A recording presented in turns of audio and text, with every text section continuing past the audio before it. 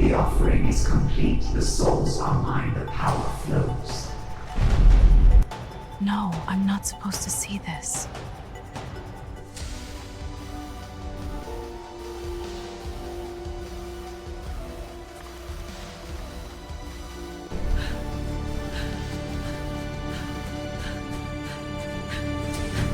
Hello guys, welcome to my channel, where interesting stories of faith, deception and courage are told. Don't forget to like this video, subscribe, share it with your friends and drop your thoughts in the comment section below. And please, tell us in the comments, where are you watching from? The mirror shattered against the church wall, glass raining down like frozen tears. Reverend Grace Okonkwo stood alone in her empty sanctuary, staring at the 12 wooden benches that had held 12 faithful souls that morning. 12. After 3 years of preaching, fasting and praying until her knees bled, she still couldn't fill a room meant for 200. Grace hadn't always been desperate. She'd grown up in a devout Christian home in Lagos, the daughter of a humble catechist who taught her that God's work required patience and integrity. Her father would say, "Grace, ministry isn't about crowds, it's about changed hearts." She'd believed him then. But belief doesn't pay rent.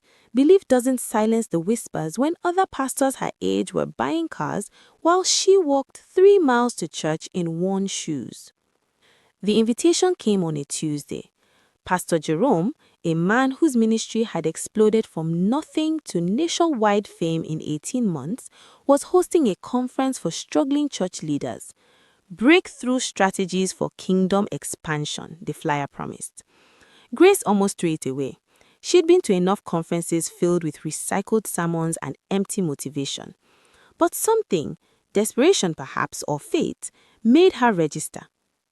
The conference center buzzed with hundreds of pastors, all wearing the same expression Grace saw in her mirror each morning, exhaustion mixed with hope. Pastor Jerome was magnetic, his smile wide, his suit expensive. He preached about favor, about divine shortcuts, about how God wanted his servants to prosper. After the main session, he invited a select group to a private meeting. Grace was one of 20 chosen. The private room was dimly lit, no Bibles on the table, no worship music playing, just Pastor Jerome and a woman he introduced as Mother Wisdom, her eyes unnaturally bright in the shadows. "What I'm about to share," Jerome said, his voice dropping low, "is not for the faint of heart, but it's for those truly committed to impact."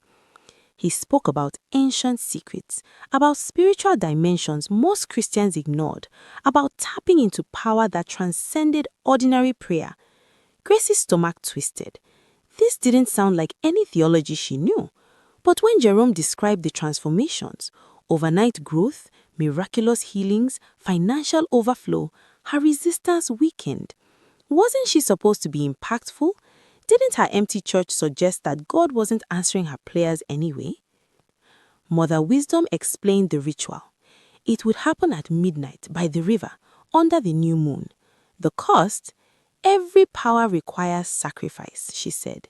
You must give what you treasure most to receive what you desire most. For Grace, that meant her womb. She would never bear children, but she would birth a ministry that would shake the nation. Grace should have run, should have called her father, should have remembered every warning about shortcuts and darkness. Instead, she thought about the 12 people, the unpaid bills, the shame of failure. 3 days later, she stood waist-deep in cold river water, surrounded by hooded figures chanting in languages that made her ears ring. The pain was indescribable. Something ancient entered her body as something precious left it. When she emerged from the water, Grace felt different, powerful. Her reflection in the dark water showed eyes that glowed faintly golden. Mother Wisdom smiled. "Welcome, sister. You now belong to the marine kingdom. Your power will be great, but you must feed it with devotion, with money, with souls." Grace returned to Lagos transformed. Within weeks, her church began to fill. She called herself Prophetess Grace now, though her followers nicknamed her Mama Destiny, the woman who could see your future and change it. Her prophecies were eerily accurate because they weren't from God. Each night, she would transform partially, scales appearing on her skin, her legs fusing into something serpentine. In this state, she would mentally connect to the underwater kingdom that owned her soul, reporting her progress, receiving new instructions, feeding the dark powers with the spiritual energy she harvested from her deceived followers. She had everything she'd wanted: fame, wealth, influence, crowds that hung on her every word. But she'd also become something she once would have rebuked: a beautiful monster draped in religious garments, a serpent wearing a crown of false prophecies, slowly devouring the souls of those who trusted her most. Elizabeth Nwankwo had been attending Mama Destiny's church for 2 years, and she considered herself a faithful daughter of the house. A school teacher in her late 30s, Elizabeth had joined the ministry during a difficult season when her mother was battling cancer. Prophetess Grace had prophesied complete healing, and miraculously, her mother had recovered. Elizabeth became devoted, volunteering at every service, buying every miracle product, and defending the prophetess against occasional skeptics in the community. But devotion has a way of sharpening observation, and Elizabeth was, by profession and temperament, someone who noticed details. It started small.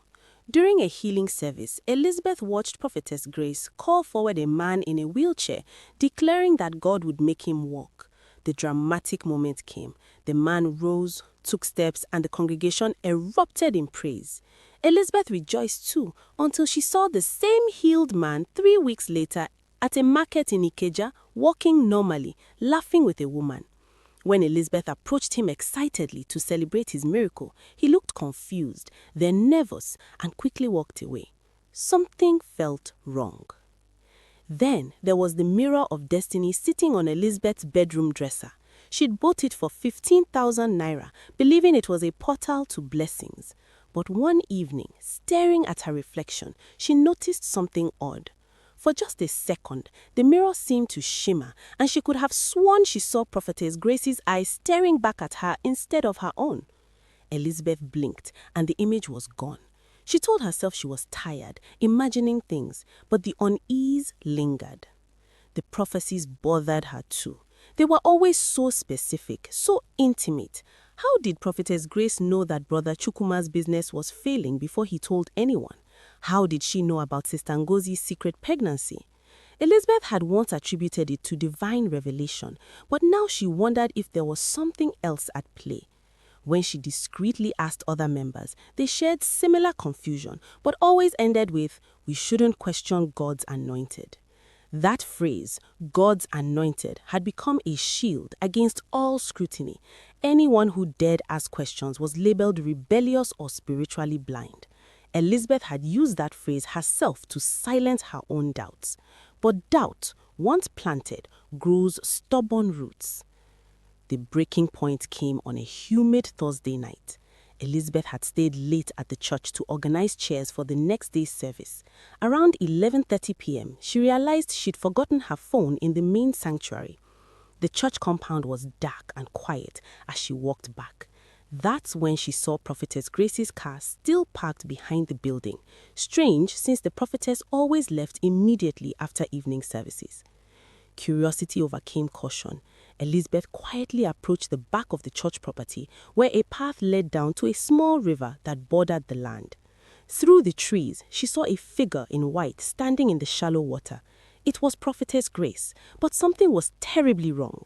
The prophetess was chanting in a language Elizabeth didn't recognize, her voice layered with multiple tones that sounded like multiple people speaking simultaneously.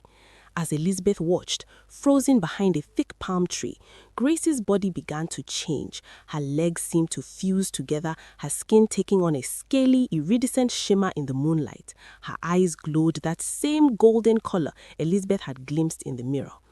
Elizabeth's heart hammered so violently she thought it might burst. She watched as the half-transformed Grace communed with something beneath the water, shadows that moved with intelligence, shapes that were definitely not human. The prophetess was making promises: more souls, more money, more spiritual captives. She spoke about the mirrors as windows and the holy water as binding contracts. Elizabeth backed away slowly, her hand clamped over her mouth to stifle any sound. She didn't breathe normally until she reached her car, and even then, her hand shook so badly she could barely start the engine. She drove home in a daze, her entire belief system crumbling with every mile. But Elizabeth was not just devoted, she was brave, and she understood that if she'd seen this, others needed to know. The next morning, instead of going to work, she began a careful investigation. She tracked down the healed wheelchair man, offering him money for the truth. He eventually confessed he was an actor, paid 50,000 naira per performance, hired to stage miracles at various churches. Mama Destiny wasn't his only client. Elizabeth researched the miracle oil, taking a sample to a friend who worked in a laboratory. The results came back: ordinary palm oil with synthetic fragrance. Nothing holy, nothing special. She interviewed families who had been financially destroyed by the prophetess's prophetic demands, people too ashamed to speak publicly but willing to share their stories privately. Over 6 weeks, Elizabeth gathered evidence: recordings, photographs, testimonials, financial records she obtained from a repentant church accountant who'd grown sick of the deception. She documented everything meticulously, building an irrefutable case. Then she did something risky. She returned to the river at midnight with a video camera. The footage was horrifying and undeniable. Prophetess Grace in full transformation, serpentine and terrible, performing rituals that had nothing to do with Christianity. She had her proof. Now came the dangerous part: exposure. She didn't go to the church leadership. They were too invested, too compromised. Instead, Elizabeth contacted 3 major media houses and several influential Christian bloggers simultaneously, releasing everything at once to prevent suppression. She included a detailed written statement explaining her journey from devoted follower to horrified witness. The story exploded across Nigeria within hours. News channels ran special investigations. Social media erupted with shock, anger, and betrayal. Videos of the prophetess's transformation went viral, analyzed by experts who confirmed the footage hadn't been doctored. Former members came forward with their own stories of manipulation and exploitation. Prophetess Grace tried to deny everything. She called a press conference, weeping dramatically, claiming she was being persecuted by jealous enemies and demonic forces. But the evidence was overwhelming. When journalists showed her the video of her transformation, her composure shattered. She fled the press conference and within days disappeared entirely from public view. Elizabeth faced backlash too. Death threats flooded her phone. Some accused her of destroying a ministry out of bitterness. But far more people thanked her. Victims who'd been too afraid to speak, families who'd lost money and relationships, young believers who had almost been destroyed by the false prophetess's manipulation. In a final video message posted online, Elizabeth addressed the nation with calm strength. I'm not here to condemn all spiritual leaders. They are genuine servants of God who labor quietly, who don't demand your life savings, who don't perform fake miracles or use occult powers disguised as Christianity. But we must use discernment. We must test everything against scripture and common sense. If a spiritual leader lives in obscene luxury while demanding sacrifices from struggling members, question it. If miracles seem staged, investigate. If prophecies always come with price tags, run. She continued, her voice gentle but firm. True spirituality doesn't manipulate. It doesn't exploit. It doesn't operate in midnight darkness but in transparent light. Don't surrender your critical thinking at the church door. God gave you a mind. Use it. He gave you wisdom. Trust it. And please, if something feels wrong, don't silence your concerns to appear spiritual. That's how monsters in religious garments thrive. The scandal eventually led to investigations into several similar ministries. Laws were proposed to regulate religious organizations' financial practices. Prophetess Grace was never found, though rumors persisted that she'd fled to a remote area, her powers waning without a congregation to feed on. Elizabeth returned to her quiet life as a teacher, but she never stopped speaking about discernment and truth. Her courage had shattered an illusion that held thousands captive, proving that one person's decision to stand for truth could break even the strongest chains of deception. A gentle truth. Sometimes the brightest lights cast the darkest shadows, and sometimes the most beautiful words hide the ugliest intentions. But truth, though painful when first revealed, always brings more freedom than comfortable lies ever could. Be wise, be watchful, and remember, genuine love never demands you surrender your discernment. Real faith and critical thinking aren't enemies, they're partners in protecting your soul from those who would exploit it. Stay blessed, stay wise. If you enjoyed this story, don't forget to like, subscribe, share it with your friends, and tell us what you learned in the comments.